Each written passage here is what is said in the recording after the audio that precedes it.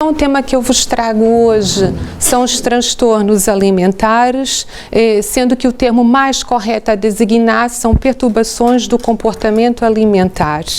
Eles constituem um grande desafio para a nossa sociedade, não só atual, e são de diversos tipos, mas os mais conhecidos e mais frequentes é a anorexia nervosa e a bulimia nervosa, e é por isso que eu vou me restringir mais a estes dois.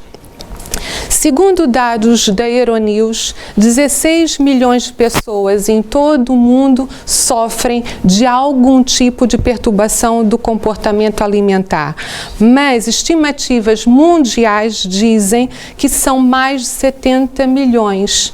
Essa discrepância dos dados deve-se porque a doença ainda está muito subdiagnosticada, ou seja, quem a tem não sabe identificá-la e quem soube identificá-la não procurou ajuda médica.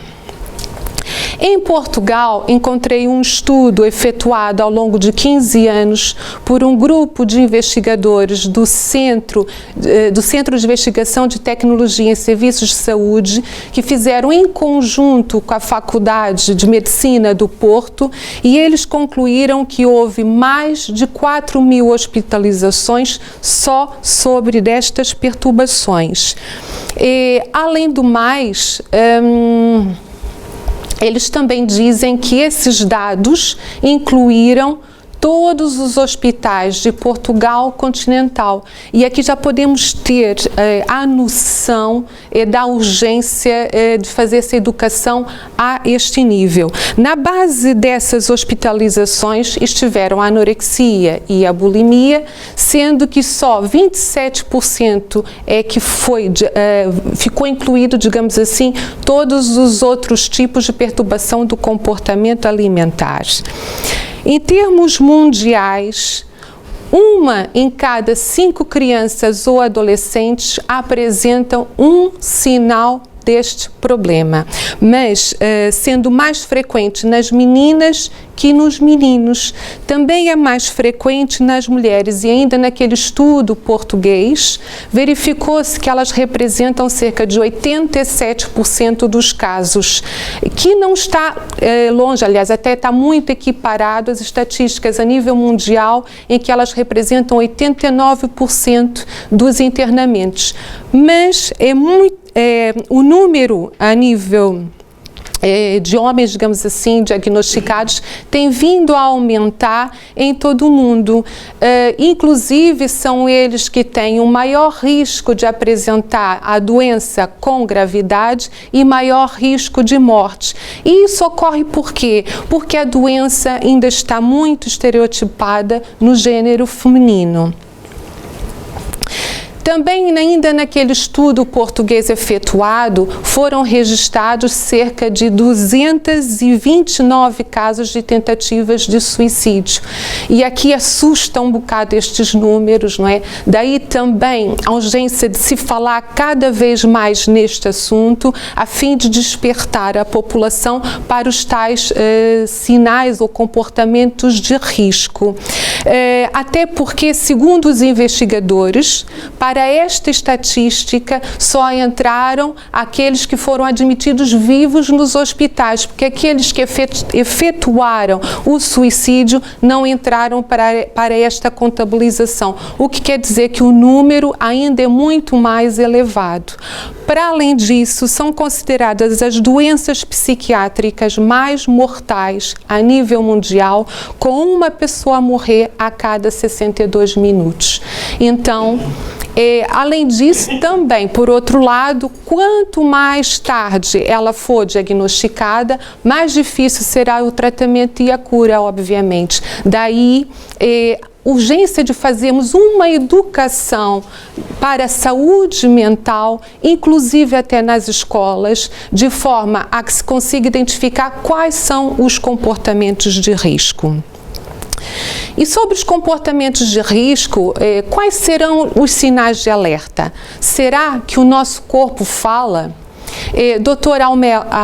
Alberto Almeida, que é um médico homeopata, palestrante, escritor espírita, também terapeuta transpessoal. Ele afirma que o nosso corpo, portanto, revelamos-nos através dele, reflexo do nosso ser, comunicando a nossa realidade psicológica, que mais não é do que a nossa história espiritual. Ele expressa, o corpo, o que fomos e o que somos, resultado de experiências multimilenares. O que ele quer dizer é que se nós nos comportamos de certa maneira, se fazemos certos gestos, não é por acaso, tem a ver com aprendizagens que fomos acumulando ao longo das nossas experiências passadas e que muitas vezes nem sequer nos damos conta disso.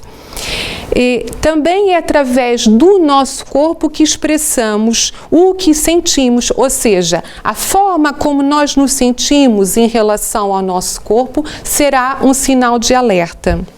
Então ele continua a nos dizer que a sua dinâmica, a do corpo, reflete o passado e o presente espiritual, que se podem apresentar disfuncionais ao ponto de se revelarem como perturbações psiquiátricas, podendo levar aos transtornos alimentares. Isso porque o nosso corpo tende a expressar situações vivenciadas em nosso passado espiritual, mas também no nosso presente. As emoções que reprimimos, elas não desaparecem, elas tendem a se alojar dentro de nós, se acumulam e com o passar do tempo vão adoecer o nosso corpo. E a medicina comprova essas influências das emoções na nossa saúde. Temos o exemplo da doutora Candace Pert, com o seu livro Moléculas de Emoção, que ela diz que cada alteração de humor vai gerar uma cascata de emoções que vai interferir no funcionamento das nossas células. Também temos a epigenética, que nos fala da forma como os fatores ambientais, como o estilo de vida, e no estilo de vida temos o estresse, a alimentação, o ambiente, pode interferir no funcionamento dos nossos genes sem interferir no nosso código genético. Mas a espiritualidade vai mais além. Ela nos mostra que as emoções que não conseguimos trabalhar, que não digerimos, elas vão ficar acumuladas dentro de nós. Em termos espirituais, vão ficar recalcadas no nosso espírito. E se não trabalharmos isso, mais cedo ou mais tarde, elas vão causar-nos doenças. E por quê? Porque o nosso espírito, o corpo físico, melhor falando, é o reflexo do nosso perispírito. E sempre que nós desviamos das leis divinas, nós vamos desequilibrar-nos emocionalmente, vamos desestruturar a nossa mente. E ao desestruturar a nossa mente, ao entrar nesse turbilhão de emoções, nós vamos gerar no nosso perispírito, criar aquelas zonas que André Luiz, em Evolução em Dois Mundos, chama de zonas de remorsos, que são tipo nódulos de forças mentais, em que a força do pensamento, esse pensamento fica inovelado numa ideia fixa. Por exemplo, eu tenho dois caminhos quando eu erro com alguém ou quando os outros me erram. Ou eu procuro corrigir esse erro e estou a caminho da recuperação, do equilíbrio da saúde, ou eu opto por não corrigir esse erro e fico a remoer, a ressentir. Ressentimento porque o outro me fez mal, culpa porque eu fiz mal ao outro. Ora, se eu errei, eu tenho que procurar consertar, corrigir isso. Se foi o outro que errou comigo, eu tenho que trabalhar isso de mim, porque senão vai gerar as tais zonas de remorso que André Luiz nos explica. E por que isto é importante? Porque todas as faltas graves que tivemos em nosso passado espiritual, mas também no nosso presente, vai gerar no nosso corpo certos sinais de alerta. Esses sinais de alerta muitas vezes se manifestam na forma de doença. Então a doença não é um castigo, não é para punir. A doença vem como se fosse uma estratégia, digamos assim, da justiça divina para que consigamos resolver os problemas que deixamos em nossas vidas passadas ou que arranjamos ainda nesta vida. Portanto, é uma oportunidade e ela nos confronta com as necessidades espirituais que nós trazemos nesta vida para trabalharmos. Daí ser tão importante estarmos despertos para aquilo que o corpo nos quer dizer, porque ele não só fala, como grita aquilo que a alma muitas vezes tenta silenciar. E é um bocadinho para esta viagem que eu vos convido a embarcarmos nos próximos minutos. Então, o que são transtornos? O que são transtornos, o que são perturbações do comportamento alimentar? São transtornos mentais que se definem por padrões de comportamento alimentares desviantes que afetam de forma negativa a saúde física ou mental do indivíduo. Portanto, são doenças.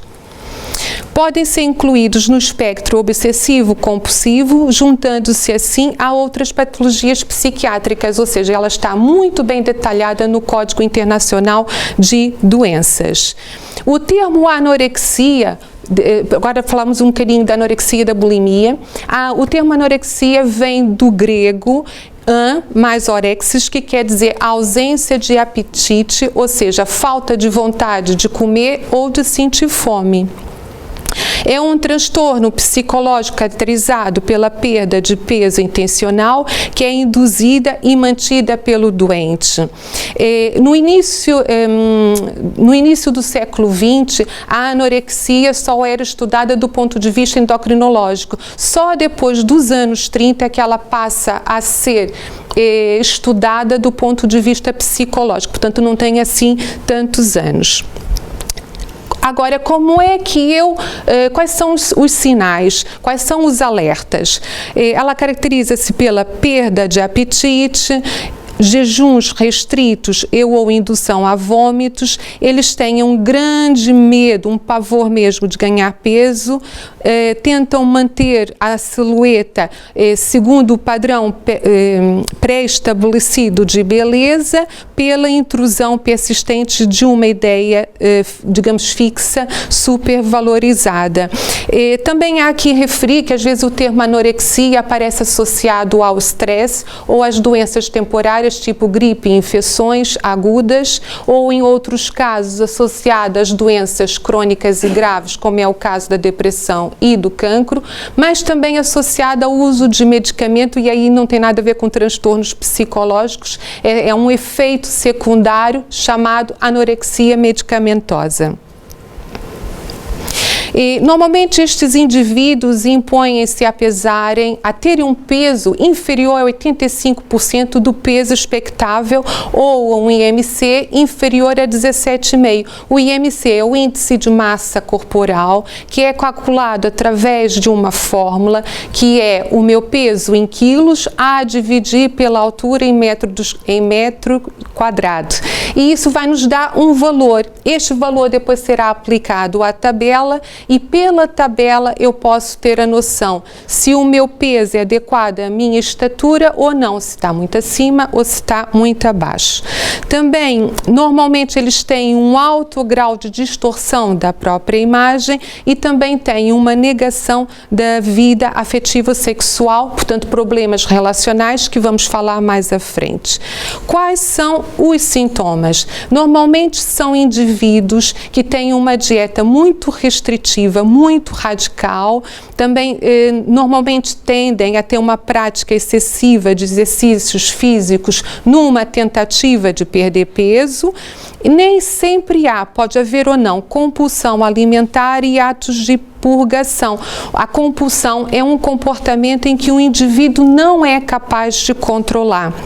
E aqui, neste caso, o que pode acontecer é que ele alimenta-se, mas depois vai tentar se livrar dessa comida. E pode ser através da provocação ou indução dos vômitos, ou pode ser recorrendo ao uso de laxantes, enemas, diuréticos, a fim dessa forma conseguir perder peso. Também há 2 subtipos de anorexia. A restritiva, que é aquela em que eles limitam-se apenas a jejuar ou a praticar excessivamente exercícios físicos, mas também há a purgativa, que é aquela que usa os vômitos ou os purgantes e laxantes, numa tentativa sempre de se livrar do alimento ingerido. No caso da bulimia, também deriva do grego bos, quer dizer boi, limos, que quer dizer fome, portanto, fome de boi, e é caracterizado por repetidos acessos de ingestão excessiva de alimentos, pela compulsão e pelo exagero, ou seja, comem muito e também, como no caso da anorexia purgativa, também tentam se livrar da comida. Nestes casos, geralmente eles se excluem do convívio com outras pessoas. Por quê? Porque sentem vergonha da forma como se alimentam. Muitas vezes comem excessivamente e depois sentem culpa. E também, por outro lado, muitas vezes são obesos com uma baixa autoestima, sendo acometidos, por isso também pela depressão. Normalmente isto ocorre num período de 2 semanas, no mínimo em 90 dias, e também tem uma preocupação excessiva pelo controle de peso. Isso porque, para eles, é a imagem de uma pessoa obesa que domina, obesa ou disforme, que domina a mente deles. E leva dessa forma a comportamentos compensatórios, alternando entre a hiperfagia é comer de forma excessiva, e ao recurso o recurso a vômitos e aos métodos de purgação. E também só para dizer que nos momentos considerados por ela de fraqueza, imagina quando passam por alguma frustração, por um momento que elas consideram mais tristes, normalmente é dessa forma que elas tentam compensar através da comida, que na verdade é uma desculpa para desviar-se do foco principal, que muitas vezes é interior, tem a ver com o desajuste das emoções. Também, na maior parte deles, há antecedentes de pelo menos um episódio de anorexia ocorrido num período que pode variar desde alguns meses a vários anos. E pode haver ou não métodos de purgação. E aqui a bulimia se distingue do caso da anorexia purgativa porque não há o emagrecimento extremo. Quanto às complicações, devido à repetição dos atos purgativos, o que vai acabar por acontecer é que vai levar a uma desnutrição que pode ser de um grau mais ou menos variável. Esse grau de mais ou menos variável vai causar alterações a nível eletrolítico. E por quê? Porque o indivíduo, na sua dieta tão restritiva, não ingere a quantidade de nutrientes suficientes, ou, por exemplo, como no caso da bulimia, não dá tempo do organismo absorver os nutrientes do alimento, porque ele a seguir, ao ter ingerido, vai pôr aquilo fora, então vai ocorrer estas alterações, que por sua vez vai causar alterações a nível endócrino e a nível metabólico, consequentemente alterações das funções fisiológicas. E por quê? Porque essa falta de nutrientes vai causar um declínio das reservas do carboidrato, das proteínas, dos aminoácidos, do glicogênio, dos minerais, que são fundamentais para a composição da nossa massa muscular, para o funcionamento normal dessas células, levando o indivíduo a adoecer. Por quê? Porque quando ocorre uma perda de peso considerável ou quando há uma perda significativa de massa muscular, há uma diminuição da força muscular, há um declínio no seu desempenho, há uma redução do volume plasmático de sangue e, em consequência, da eficiência cardíaca, alterações na termorregulação e há uma eliminação mais acentuada de glicogênio, que é a forma que o organismo encontrou para armazenar a glicose tão necessária nos períodos em que estamos mais prolongados sem comer ou quando estamos, por exemplo, na prática de algum exercício físico, mas também vai levá-lo a eliminar esses minerais, causando então o adoecimento do corpo. E muitas vezes é tão grave que no caso das mulheres pode levar à amenorreia, que são a ausência de pelo menos 3 ciclos menstruais consecutivos. E se continuarmos nesse declínio, vai levar mesmo à paragem cardiorrespiratória e, consequentemente, à morte. Agora, quais são as causas do ponto de vista científico? Assim, elas não são muito claras, são multifatoriais. Normalmente envolvem os fatores socioculturais, experiências individuais, mas também certos traços da personalidade. Geneticamente, nenhum gene específico foi identificado. O que se sabe que é um fator importante é que, na maioria dos casos, existe transtornos psicológicos em pelo menos um dos membros da família de primeiro grau e, nomeadamente, a maioria das vezes é na figura da mãe. Ou seja, o que se sabe é que há uma grande correlação da mãe, da convivência com a mãe para a transmissão desses transtornos. Pelo menos verifica-se isso nos históricos desses doentes. Biologicamente, o que se sabe é que há disfunções do metabolismo da serotonina, que é a hormona do bem-estar, e também da noradrenalina. Por exemplo, no caso dos anoréticos, a noradrenalina aparece com uma atividade diminuída, que pensa-se que muitas vezes é antes uma consequência devido ao estado de depressão ou de inanição. Inanição é uma fraqueza extrema causada pelo desequilíbrio grave dos nutrientes, levando a uma desnutrição severa. Então, agora falando assim um pouquinho de cada um, em relação aos fatores socioculturais, temos o padrão atual de beleza, a intensa valorização do corpo, portanto o culto do corpo e o ideal de magreza, que são os principais aspectos psicopatológicos, porque esses doentes são muito críticos em relação à sua imagem, porque é normalmente a imagem de uma pessoa disforme, obesa, que lhes domina a mente. Mas também a globalização das informações, porque os meios de comunicação, assim como o ambiente fitness, muitas vezes incentiva, valoriza certos ideais de beleza, muitas vezes inatingíveis, como também tenta estimular dietas mais restritivas, pouco nutritivas. E também estimula muitas vezes ao uso de drogas anabolizantes ou bebidas estimulantes ou energéticas, ou seja, isso vai causar muitas vezes não só a dependência física, né, porque está-nos sempre a entrar o telemóvel, pelas televisões, então está-nos sempre a tentar relembrar que temos que ter aquela imagem ideal, digamos assim, como também no caso do uso dos medicamentos, pode levar a uma dependência química e, obviamente, a doença. E também temos as transformações sociais do papel da mulher, em que muitas vezes elas têm mais sobrecarga, que é dentro ou fora de casa, mas também muitos estudiosos pensam que tem a ver que algumas jovens têm uma certa dificuldade na transição de menina para mulher em termos termos psicológicos.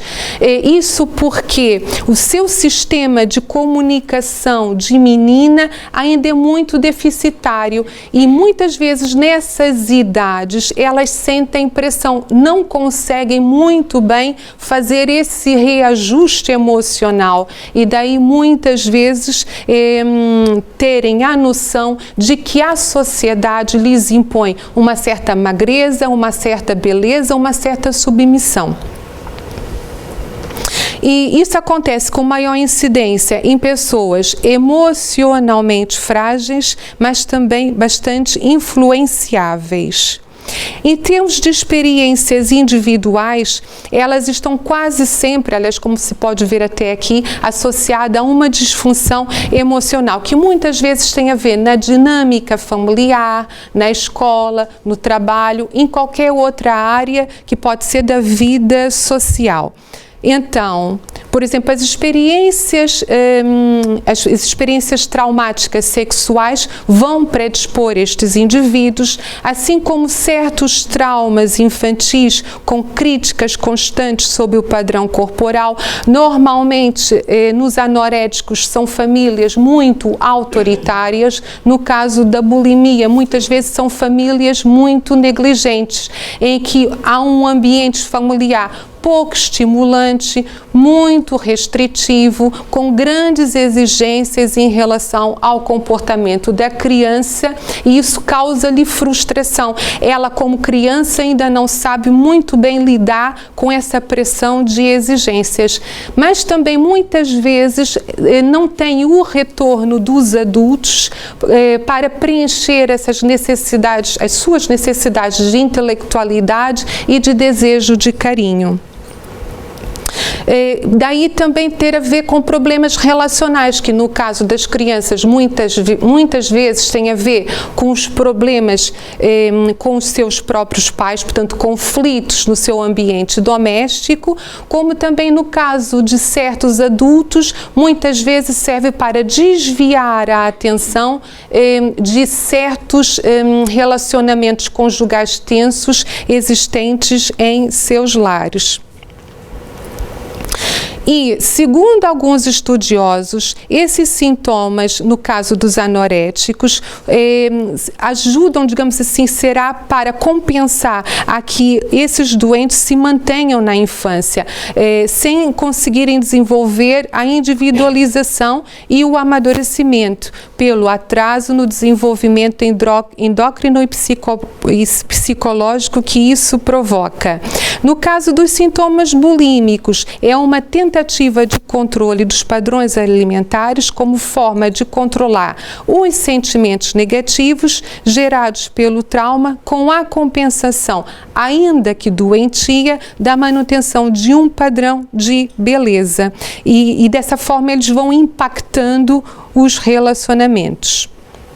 Agora, em relação aos certos traços da personalidade, há uns que são mais comuns da anorexia, que é o caso do perfeccionismo. São pessoas normalmente muito rígidas, hiperresponsáveis, mas também têm uma certa obsessividade, também uma certa introversão.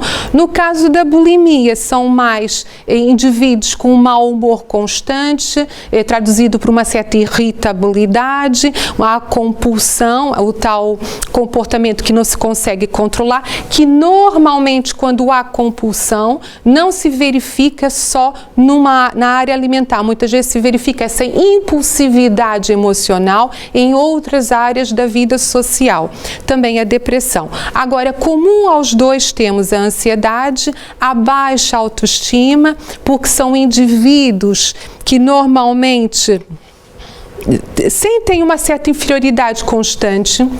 E por quê? Porque eles tentam sempre comparar com um modelo que eles acham que são mais perfeitos, mais desejáveis. Também se verifica a insegurança e normalmente nos relacionamentos demonstram uma grande dependência pelo medo do abandono e também são muito sensíveis às críticas e por estas razões todas é um pouco difícil, para não dizer bastante complicado, conseguir conseguir que essas pessoas procurem ajuda.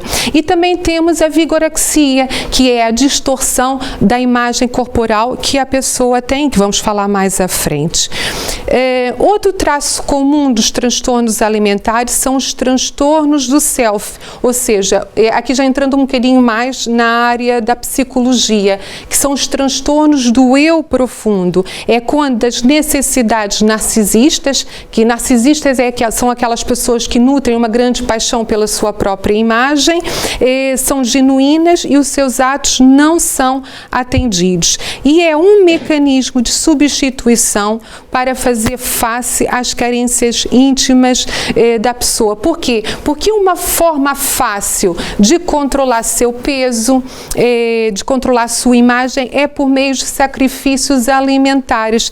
E, na verdade, são renúncias voluntárias, muitas vezes infundadas, mal administradas e que vêm com um certo grau de frustração. Essa forma que eles têm de se relacionar com a comida, apesar de ser uma forma trágica, no fundo é uma forma que eles têm de tentar desviar-se dos seus próprios sofrimentos, ou seja, do desejo que sentem de ser quem não são ou do desprezo que sentem ao se ver no espelho. Portanto, aqui na verdade o que há é não querer encarar o que verdadeiramente os faz sofrer. Portanto, é como se fosse uma fuga. Aqui também, para entendermos um bocadinho os transtornos do self, temos primeiro que entender o que é o complexo do eu. É a expressão de todas as percepções corporais e psíquicas da representação que são percebidas como pertencentes a nós próprios, ou seja, é aquilo que nós achamos que nos identifica, é aquilo que nós achamos que somos. Ele inicialmente é inconsciente na criança, mas pouco a pouco torna-se consciente e, à medida da sua vivência corporal, quando as suas reações são percebidas e aceites, quer de forma positiva ou negativa, pelas pessoas que as rodeiam, ou seja, conforme o ambiente, que muitas vezes é o ambiente doméstico, lhes responde aquelas necessidades de intelectualidade e de amor, ela vai construindo a sua própria imagem, portanto, a imagem corporal, o seu eu. E esse desenvolvimento vai continuar até que a criança saiba de forma nítida diferenciar o eu do não eu, ou seja, aquilo que ela de facto é daquilo que ela almeja ser e preservar-se numa certa identidade como finalização do seu desenvolvimento, ou seja, é uma forma de aceitação que muitas vezes tem a ver com o desenvolvimento de certos sentimentos nesse ambiente doméstico. Então, na construção do complexo do eu, para que eu possa ter uma saúde mental, eu tenho que ter um bom resultado, um bom alinhamento do quê?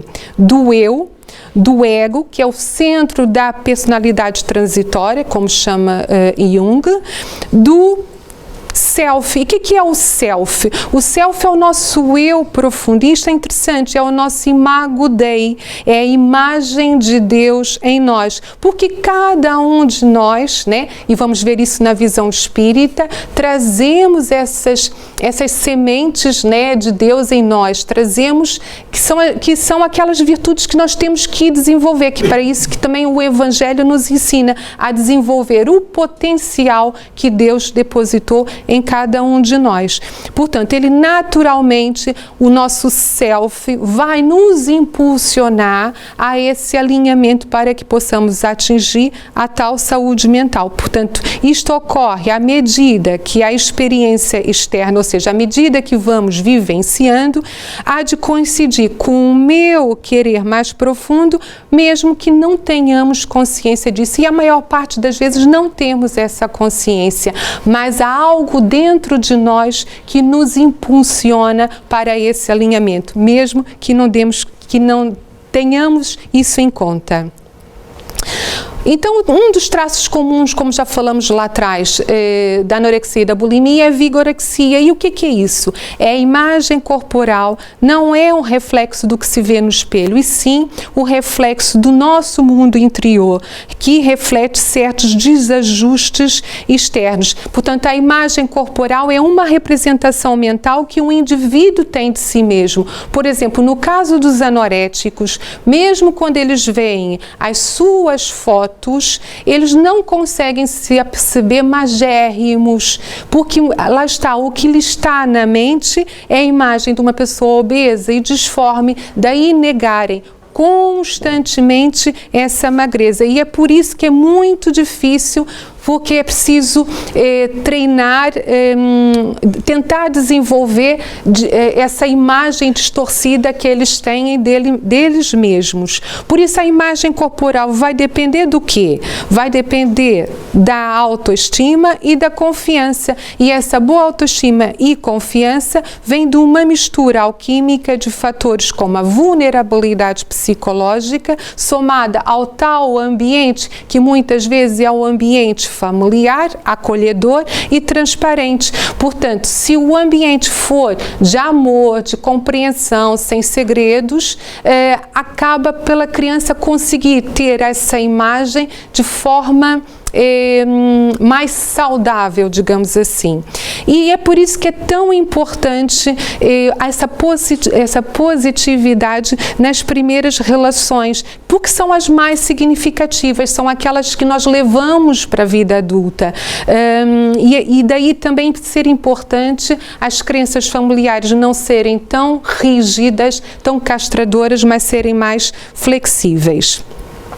Agora, do ponto de vista espiritual, o que nos diz a doutrina espírita a respeito? É que, embora pareçam transtornos modernos, muitas vezes as suas origens remontam ao nosso passado espiritual. Por exemplo, no caso da anorexia, ela já era conhecida em épocas antigas. Através de antigos jejuns propostos por algumas religiões para purificação dos pecados e encontro com Deus. Ou seja, na Idade Média, a noção que eles tinham da prática dos jejuns era muitas vezes atribuídos a estados, a possessões, estados demoníacos, ou também tido como milagres divinos. Um investigador chamado Bell, em 1985, chegou a fazer um relato de comportamentos anoréxicos em 260 santas italianas e relatou a vida de algumas delas. Entre elas, ele também fala da santa Vilge Fortes, e eu achei isto interessante, que ela era filha do rei de Portugal e ela rezou para Deus para que ele lhe tirasse a beleza física. Portanto, ela jejuava e orava para não ter a beleza física. No caso da anoréxica, digamos assim, mais famosa da história, temos Santa Catarina de Siena, que já aos 7 anos recusava certos alimentos e na adolescência só se alimentava de pão e ervas. Ela chegou a ser conselheira do Papa Gregório IX, mas na sua tentativa de unificar o papado, ela não conseguiu, então sentiu-se frustrada, deixou de comer e acabou por morrer. Mas também podemos encontrar em certas experiências em períodos de precariedade, como é o caso das guerras ou das mortes, ou de várias experiências de mortes por inanição. No caso da bulimia, remonta à Roma antiga, com os seus festejos, baseado em antigos rituais de indução à gula e aos vômitos provocados. Em relação ao culto do corpo, também remonta ao tempo da Grécia Antiga, em que eles tinham as suas crenças, como, por exemplo, a deusa Afrodite, que é a deusa da beleza e do amor. Por isso tem as suas bases, muitas vezes, nessas crenças. Eles também tinham conhecimentos de que a prática da atividade física poderia levar ao bem-estar do corpo e da alma. E ao submeter o corpo a certas disciplinas, esse seria um meio de purificar o espírito e também desenvolver a moral. Portanto, esta era a proposta dos sábios gregos, que o objetivo era chegar ao equilíbrio.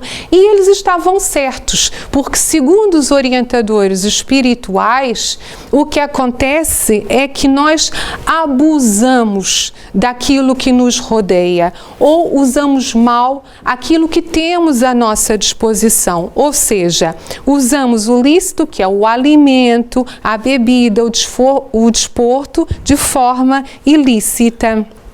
Somando isso às doenças da alma que nos levaram a posturas egoístas perante os nossos irmãos, como a lei divina está implícita na nossa consciência, esses atos egoístas ficam registrados no nosso perispírito, aquilo que foi falado lá atrás, e reclamam reparação. Portanto, complexos adquiridos em vidas passadas e não apenas na infância, ficam registrados no perispírito e também, além de nos deixar à mercê da doença, também deixa-nos à mercê das obsessões, de influências espirituais, de espíritos mal intencionados. Então, terá as perturbações do comportamento alimentar alguma ligação com a obsessão? Já vimos que sim, né?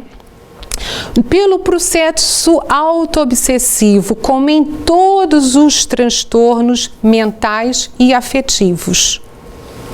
O obsessor pode ser encarnado ou desencarnado, pode ser portador do transtorno e desencadear o processo obsessivo, levando o obsidiado a assimilar o seu psiquismo pela sintonia. Ou seja, com o início do meu pensamento desequilibrado, né, eu posso sintonizar com todas as mentes que vão se identificar com o meu desequilíbrio e dessa forma podendo desencadear a doença, agravando o meu problema. E antigos inimigos, e aqui estamos a falar já no caso dos irmãos sofredores desencarnados, com conhecimento amplo de hipnose, eles vão induzir a dismorfia, ou seja, a distorção da nossa imagem. E isso acontece com frequência durante os períodos de sono. Assim também espíritos conhecedores do instinto de sobrevivência na memória celular podem ativá-la através das interferências de uma ou mais mentes, induzindo o obsidiado a um ato automático, ou seja, começa a dizer, olha, tens que comer, mas depois tens que deitar fora, olha que estás muito gordo, olha que estás disforme, ou seja, estes pensamentos, muitas vezes os obsessores nos instilam, induzindo-nos ao nosso desgaste energético, portanto, leva-nos à exaustão pelo desgaste energético nas nossas células. E como é que eles fazem isso? Por vezes, através da introdução de microaparelhos que atuam dando ordens que se transformam em atos repetitivos. Por isso é que eles muitas vezes têm aquilo na mente. Não podes comer, estás muito gordo. Não podes fazer isto, não podes fazer aquilo porque estás disforme. E essa imagem que eu vos trago é a imagem de um implante espiritual que foi desenhado por um médium através da sua clarividência. Ainda segundo os orientadores espirituais, uma das causas é que muitos foram aqueles que causaram a morte dos seus escravos por inanição ou de outros inimigos, ou que praticaram a antropofagia. E o que é antropofagia? É o comer uma ou várias partes do ser humano. Havia povos que se utilizavam disso. O objetivo deles, ao fazer esse tipo de rituais, eles acreditavam que dessa forma conseguiriam absorver as habilidades, a virilidade, a força do seu prisioneiro. Ou através de envenenamentos. Mas também criaturas que tiveram um poder religioso e que convenceram os escravos ao jejum com o intuito de diminuir os gastos dos donos de propriedade. Portanto, são várias as causas. Também convivências patológicas, posicionamentos psíquicos de diversas reencarnações deixam no nosso deixam comprometimentos no nosso corpo astral, ou seja, no nosso perispírito, né, como já vimos, de forma mais definida nos chakras gástrico e frontal, porque normalmente esses indivíduos têm alteração do seu centro de saciedade. E por quê? Porque se remota às imperfeições do passado e normalmente essas lesões vão aparecer no nosso perispírito justamente na área onde eu me comprometi, justamente na área em que eu fiquei a repisar aquele mal efetuado. Em relação ao chakra gástrico, ele representa o centro do poder pessoal e o controle da energia emocional. Por isso é que vamos perceber o porquê, o chakra gástrico e o porquê de ser o chakra frontal. A sua disfunção pode levar à falta de ânimo, de confiança, de vontade, às dificuldades afetivas e ao autoritarismo. No caso do chakra frontal, ele é o centro da compreensão, da memória e da imaginação. A sua disfunção dificulta a empatia, a criatividade, o estabelecer trocas saudáveis pela ausência da espiritualidade. Normalmente eles têm muito aquele sentimento de que não podem confiar em ninguém, porque não acreditam em nada. E isso faz com que eles fiquem mais vulneráveis às influências da obsessão. E também tem uma resistência à mudança, portanto, são muito rígidos de princípios pelo medo e pela insegurança. E ele situa-se também no corpo astral, portanto, no nosso perispírito, numa área correspondente ao nosso córtex pré-frontal, que é interessante que em pesquisas científicas, portanto, em termos médicos, é mesmo a área responsável pelo pensamento de si próprio, portanto, coincide com o que diz o ponto de vista científico. Ainda no caso espiritual, eu trago-vos aqui, acho que é neste, sim. Eu trago-vos aqui um relato de uma doente que foi tratada no Hospital Espírita André Luiz pelo Dr. Roberto Lúcio de Souza, que ele é psiquiatra espírita. Então ele conta-nos este caso. Tínhamos uma paciente que sofria de anorexia. Tinha cerca de 1,60 m e pesava menos de 40 quilos. O grau de desnutrição dela era tão severo que havia momentos em que ela não participava das nossas reuniões, mas mesmo assim, ela reclamava dizendo não entender porque Deus a tinha feito tão gorda. Em uma das suas terapias de regressão, das vidas passadas, descobrimos que na sua vida passada havia sido uma senhora de escravos. Para torturá-los, ela colocava os negros debaixo da casa sem comida e água, e os escravos morriam de fome e eram comidos pelos animais. Em certo momento, um dos espíritos desses escravos apareceu e contou que quando estavam debaixo da casa morrendo, eles falavam que essa mulher ia morrer magra e deformada. Ou seja, um espírito obsessor e vingativo fazia com que essa mulher perdesse os sentidos e o bom senso em relação à alimentação. Então aqui vemos a ligação da obsessão com a anorexia, mas o caso também pode se aplicar à bulimia, porque da mesma forma que existem espíritos vingativos, há os questionadores que se agarram às pessoas que não acreditam, ou seja, aqueles que têm pouca ou nenhuma fé, que se tornam mais vulneráveis à obsessão, portanto são, digamos, vítimas mais fáceis e que recusam curas e tratamentos para dar término à doença. Esse transtorno compulsivo alimentar é a prova da necessidade que o espírito tem com os desejos da terra. Apesar de estar morto, alguns espíritos sentem fome e sede e a única forma de saciar essa vontade é obtê-la, ela está através da obsessão, através de indivíduos com essa fragilidade e ainda desligados da fé. Tornam-se alvos fáceis. Os indivíduos se alimentam por si e pelo espírito, que suga as energias equivalentes ao desejo alimentar que sentem. Também há certos sentimentos que nos deixam, eu não sei se ainda falta algum tempo, que nos deixam à mercê das influências dos obsessores. São eles o desejo, a culpa e a dúvida. Já vimos que a base das perturbações do comportamento alimentar são disfunções emocionais. E agora, cada sentimento tem uma predisponência para certas pessoas. Por exemplo, no caso do desejo, muitas vezes são espíritos ligados às questões mais primitivas da vida. Atuam sobre os centros de força ligados às pulsões primárias, onde predomina a sensualidade, os prazeres da mesa e a agressividade. E na sua maioria das vezes há compulsão alimentar e gula, portanto uma certa dificuldade em dirigir o pensamento para áreas mais nobres da vida. No caso da culpa, são indivíduos que têm mais conhecimento, mas que não usam a sua intelectualidade da melhor forma, ou seja, não usam o bom senso.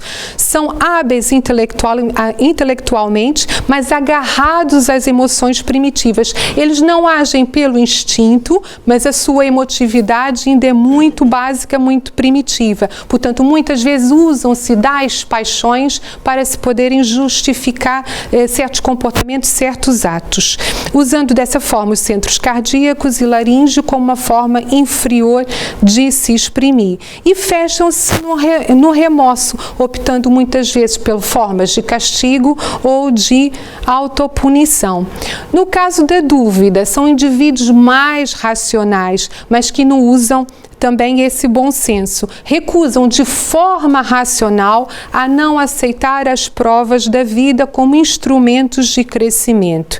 E perante essas provas da vida sentem-se desprestigiados, questionam a existência de Deus. Logo, são orgulhosos e por isso mesmo prejudicam os seus centros de força mais nobres. E agem com uma certa rebeldia e disputam o poder com o Criador. E o que é isso do disputar o poder com o Criador? É que eles consideram que acima deles não há mais nada. Eles são o topo, digamos assim. Pronto, agora trago-vos aqui uns casos também que foram relatados num encontro de jovens espíritas no Brasil, chamados Jovens do Além. Um caso é da anorexia, outro caso é da bulimia. O caso Mirella é da anorexia. Então, esta jovem nos relata, era uma jovem linda, com corpo de modelo, tinha a medida, a altura, o alongamento dos braços e das pernas, tudo perfeito para ser uma grande modelo. Isto é a história dela. Em busca de um corpo ideal, ela sofreu de anorexia. Primeiro deixou de conseguir comer, porque não queria comer muito. Depois descobriu que poderia comer o que quisesse e não engordar, porque poderia pôr tudo para fora, como fazem na bulimia. A sua programação era vir a ser uma modelo internacional para que pudesse levar uma mensagem importante para o mundo, pois iria trabalhar com crianças que passavam fome, mas ela ficou a meio do caminho porque não completou a sua missão e acabou por desencarnar jovem. O caso seguinte é o caso Ana Júlia, que é um caso de bulimia. Também era uma jovem bonita, mas infligia-se uma autoperseguição cruel para não ter nenhuma gordura no corpo e ela utilizava tudo, quer colheres, quer cabos de escova, para conseguir pôr o alimento para fora. E ela ficou tão magra que teve uma paragem cardiorrespiratória que a levou a uma experiência de quase morte. E nessa visão que ela teve do próprio corpo, ela pensou, tem muita gordura ainda nesse corpo.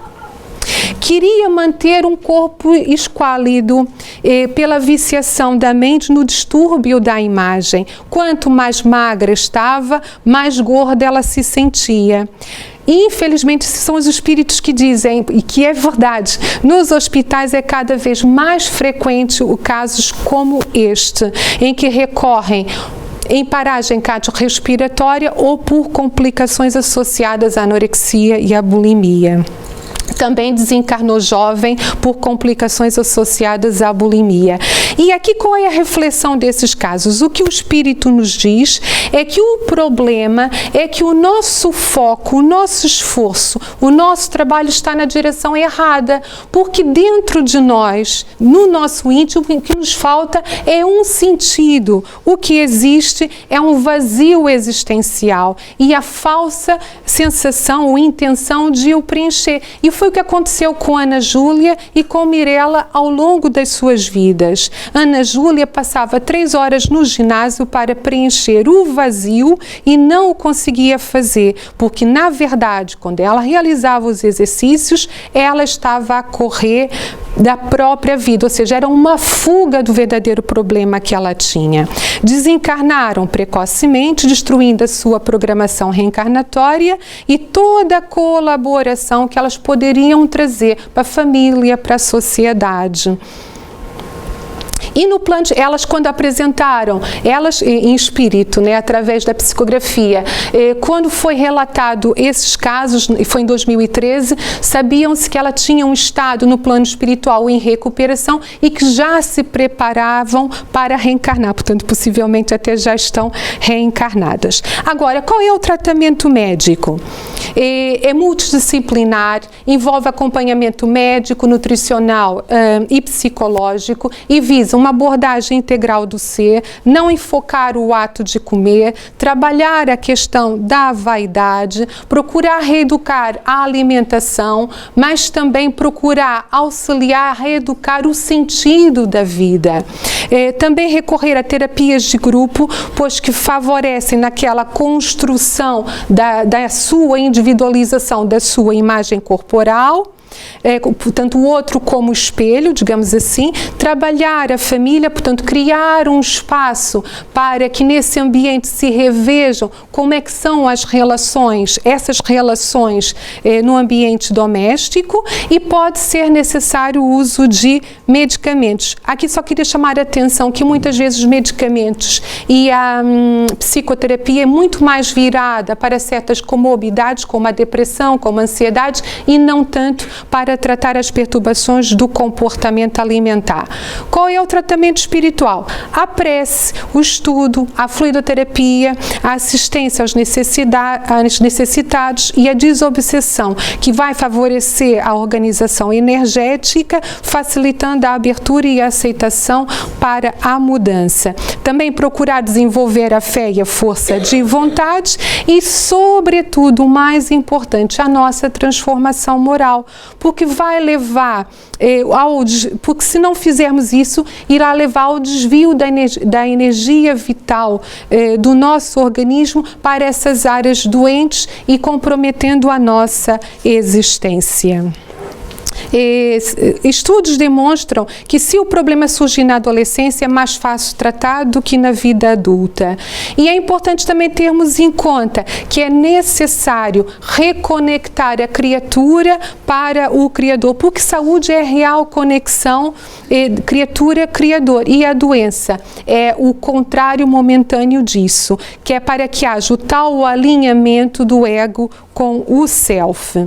E são pessoas carentes de uma experiência positiva e muitas vezes, se conseguirem essa relação saudável com o terapeuta, conseguem serem tocadas no coração, e é um passo para essa reconexão ao divino, mesmo que não tenham consciência disso. Pronto, eu aqui também não vou esmaçar muito com isto, no fundo, também por causa do adiantado da hora, aqui o que eu vos quis trazer é que há estudos científicos que comprovam os benefícios da terapêutica espiritual na diminuição, quer dos sintomas psicológicos, quer dos sintomas alimentares.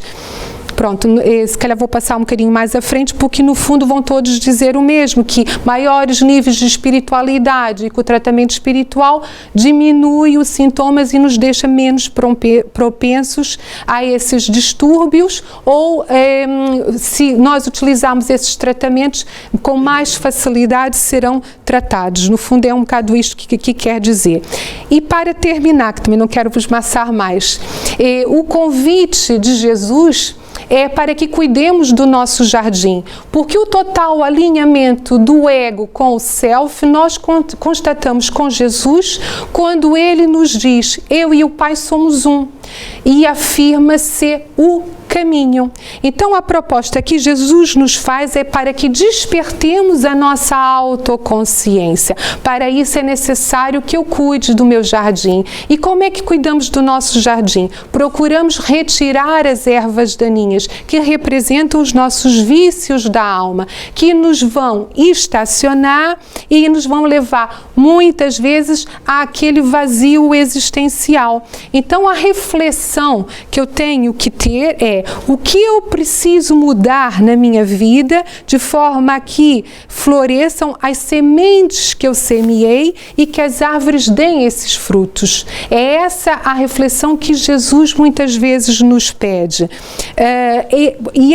Esse convite de Jesus é para que alcancemos a nossa autoconsciência ao cuidarmos do nosso jardim, porque qualquer um de nós pode ser um doente em potencial. Santo Agostinho nos diz que a chave para chegarmos à autoconsciência é através do autoconhecimento, chave mestra na prevenção de toda e qualquer doença. E como é que fazemos isso? Através da autoobservação diária, na busca constante de identificar os pontos a melhorar, as nossas fraquezas e as nossas tendências, que são elementos essenciais para assegurarmos a qualidade de vida, quer espiritual e, obviamente, física. E o convite que Jesus nos faz, a proposta é de renovação íntima, transformação moral, mudança dos hábitos mentais, procurar substituir o pensamento negativo por um positivo, ferramentas de prevenção ditadas pelo Cristo. Porque a doença muitas vezes não é um castigo, é um sinal de alerta para que possamos curar o que está mal dentro de nós. E é esse o convite que Jesus nos faz, que procuremos identificar, mergulhando dentro do nosso ser, identificar aquilo que está errado, a fim de que possamos estar cada vez mais alinhados com Jesus. Obrigada pela vossa paciência. Aqui está referências bibliográficas e eletrônicas e termino com esta mensagem de que o alimento da alma, já nos diz André Luiz no livro Nosso Lar, é o amor. Então fiquemos com essa mensagem. Obrigada pela vossa paciência mais uma vez.